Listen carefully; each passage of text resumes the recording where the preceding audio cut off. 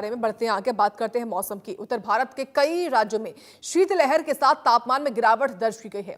दिल्ली में आने वाले सप्ताह के दौरान तापमान में उतार चढ़ाव बना रह सकता है। राजधानी और एनसीआर खासकर नोएडा में ठंड से फिलहाल राहत नहीं है। रविवार यानी कि 4 जनवरी को दिन भर धूप नहीं निकलने के चलते लोग घरों में ही रहने को मजबूर थे। मैदानी इलाकों के साथ साथ पहाड़ी राज्यों में भी ठंड का असर तेज है। हिमाचल में बर्फबारी के आसार हैं, जबकि उत्तराखंड में कड़ाके की ठंड पड़ रही है। पहाड़ी राज्यों में कई इलाकों में तापमान 0 से भी नीचे चला गया है। हिमाचल के 5 स्थानों पर तापमान न्यूटन तापमान जो है इस वक्त माइनस में दर्ज किया गया है। और तस्वीरें भी आपके सामने दिखा रहे हैं किस तरीके से लगातार अलग अलग जगहों पर जो हालात है वो बने हुए हैं। लेकिन इसी बीच दिल्ली का क्या हाल है बता रही है सहयोगी आरजू सेठ। रिपोर्ट देखिए। देश की राजधानी दिल्ली समेत पूरे उत्तर भारत में ठंड का प्रकोप जो है वो देखने को मिल रहा है। वहीं अगर हम राजधानी के तापमान की बात करेंगे तो मिनिमम टेम्परेचर जो है वो 7 के करीब, तो वहीं मैक्सिमम टेम्परेचर 17 के करीब दर्ज किया जा रहा है।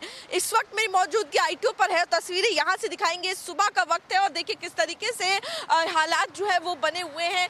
सड़क पर गाड़ियों की संख्या जो है उसमें कमी देखने को मिल रही है, गाड़ियों में कमी देखने को मिल रही है। और साफ तौर पर अगर हम बात करेंगे तो आज कोहरे से भले ही थोड़ी राहत जो है वो दिल्ली वालों को मिली है। विजिबिलिटी जो है वो आज थोड़ी बेहतर नजर आ रही है और इसका कारण कोहरा आज कम है वो तो है ही, लेकिन उसके साथ साथ जो प्रदूषण का स्तर है उसमें भी कमी देखने को मिल रही है। आपको बता दें कि बीते दिनों जो AQI बेहद खराब श्रेणी में था, अब वो AQI जो है वो खराब श्रेणी में पहुंच गया है, यानी कि थोड़ा सुधार जरूर देखने को मिल रहा है, जिसकी वजह से आज राजधानी में स्मॉग जो है वो भी देखने को नहीं मिल रहा है। और इसकी वजह है कि यहाँ पर विजिबिलिटी जो है वो पहले से इम्प्रूव्ड नजर आ रही है। फिलहाल अगर हम बात करेंगे लोगों की तो लोग देखिए किस तरीके से पूरा अपना चेहरा जो है वो कवर करके यहाँ पर चल रहे हैं, अपने आप को पूरी तरीके से मोटे कपड़े पहनकर निकल रहे हैं ताकि ये ठंड जो है वो उनको परेशान ना करे। और अगर बात करेंगे क्योंकि राजधानी में खुले में आग जलाना भी मना है, तो ऐसे में जब ठंड का प्रकोप बढ़ रहा है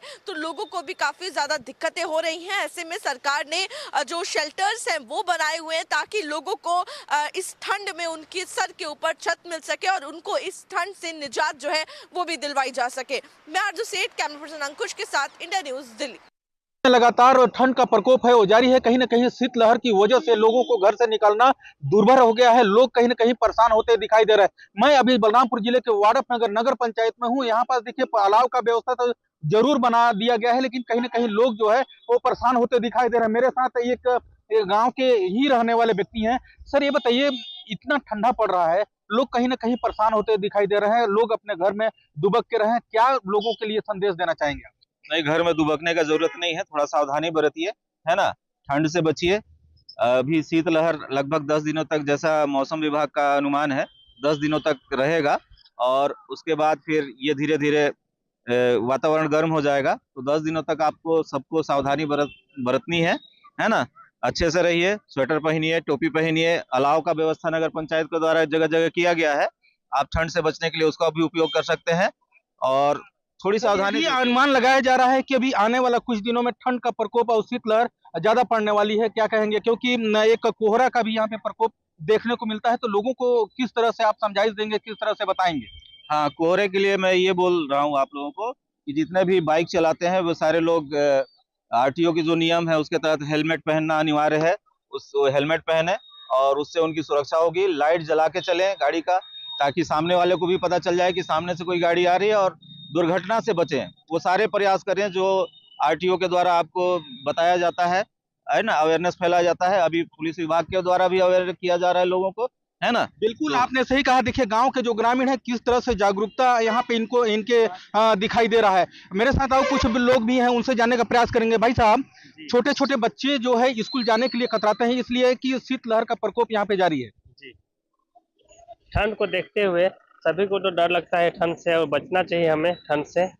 और जो ठंड से बचने के लिए जो आवश्यक वस्तु होते हैं, जैसे गर्म कपड़े का हमेशा यूज करें, है ना। और बच्चे को तो खासकर गर्म कपड़े का ज़्यादा यूज करने का सलाह दें, और जो स्कूल जाते हैं उनको गर्म बिल्कुल आपने सुन लिया होगा, क्योंकि गर्म कपड़े का भी लोग सहारा लेते हैं और लेना भी चाहिए। भाई साहब देखिए, ठंड का प्रकोप बहुत ज्यादा यहाँ पे जारी है और कहीं ना कहीं कोहरे का असर भी देखने को यहाँ पे मिलता है। कोहरे के से बचने के लिए लोगों के लिए आप क्या बोलना चाहेंगे, क्योंकि जो मोटरसाइकिल चालक हैं, कार चालक हैं, उन लोगों के लिए क्या कहना चाहेंगे? कोहरे से बचने के लिए लोगों को अभी तो यातायात नियमों का पालन करना चाहिए। अभी यातायात सुरक्षा सप्ताह भी चल रहा है और हमेशा लाइट इंडिकेटर जलाकर चलना चाहिए। बिल्कुल लाइट इंडिकेटर चला के चलना चाहिए। देखिए ये बस स्टैंड है, बस स्टैंड में ऐसे दिखाई आपको देता होगा कि लोग जो हैं वो गर्म कपड़े का भी सहारा ले रहे हैं, जैकेट स्वेटर भी पहने हुए हैं और कहीं ना कहीं जो चाय है उस चाय का भी चुस्की लेते हुए लोगों को नजर आते होंगे। कहीं ना कहीं ये देखा जाता है कि प्रशासन की ओर से हर नगर पंचायत में तो अलाव का व्यवस्था बना दिया गया है, लेकिन कहीं ना कहीं जो गाँव के ग्रामीण है वो परेशान होते हुए दिखाई देते हैं, इसलिए कि देखिए कोहरे की वजह से और ठंड की वजह से लोग अपने कामों पे नहीं जा पा रहे हैं, अपने कामों पे नहीं जा सकते हैं, इसलिए कि बहुत ज्यादा ठंड पड़ती है। ठंड की वजह से जो मजदूर हैं काम करने वाले समय पे नहीं जा पा रहे हैं और कहीं ना कहीं ये भी देखा जाता है क्योंकि देखिए जो लोग हैं वो लोग गांव के जो लोग हैं वो परेशान होते दिखाई देते हैं। और मैं बता दूं आपको कि जिले में कुसमी और सामरी मैदानी इलाका है, वहां पे ज्यादा ठंड का प्रकोप देखने को मिलता है, इसलिए वहां जो रात का तापमान है वो तापमान 4 से 5 डिग्री सेल्सियस हो जाता है, लेकिन जब सुबह होता है तो सुबह में भी तापमान की ज्यादातर गिरावट हो जाती है और लोग जो हैं अलाव का भी सहारा ले रहे हैं, अलाव के सहारा से ही अपना जीवन यापन गुजार रहे हैं। लेकिन हम प्रशासन की बात करते हैं तो प्रशासन जरूर अलाव का व्यवस्था नगर पंचायत में तो कर दिया है, लेकिन जो गांव के ग्रामीण हैं, गांव वाले हैं, उनके लिए दिक्कतों का सामना करना पड़ता है। लेकिन आने वाला जो दिन है लोगों का ये भी मानना है कि जो छोटे बच्चे हैं वो छोटे बच्चे को ही घर में रखें और गर्म कपड़े उनको दें, लेकिन कहीं ना कहीं जो स्कूल जाते हैं बच्चे, वो बच्चे स्कूल जाने से भी कतराते हुए नजर आते हैं। लेकिन जो समय का बात है वो शाम ढलते ही लोग अपने अपने घरों में चल जाते हैं और बाजार जो है वो सूना हो जाता है। कहीं ना कहीं देखिए एक जो ठंड का प्रकोप है, आने वाला जो दिन है वो आने वाला दिन ज्यादा ठंड पड़ने का आसार यहाँ पे बलरामपुर जिले में दिखाई देगा और उससे बचने के लिए लोग अपने गर्म का कपड़ा और जो अलाव का व्यवस्था है वो अलाव का व्यवस्था बनाए रखें। Rakesh Kanaujia, India news, Balrampur. और वहीं नेपाल में